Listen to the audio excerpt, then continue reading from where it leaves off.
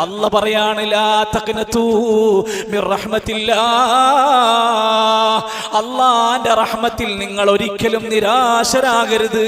എനിക്ക് രക്ഷപ്പെടാൻ കഴിയൂല, ഞാൻ നന്നാകൂല എന്നൊരിക്കലും നിനക്ക് തോന്നരുത്.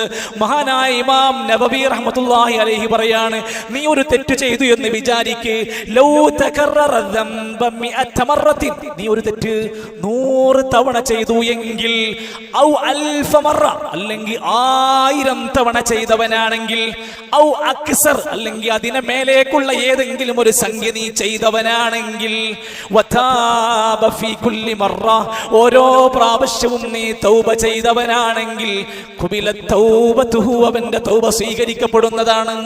എത്ര തവണ ചെയ്താലും ശരി, തൗബ എന്ന് പറഞ്ഞാൽ അങ്ങനെയാണ്, പടച്ചവൻ അങ്ങ് വിട്ടുകൊടുക്കാൻ ഒരുക്കമാണ്.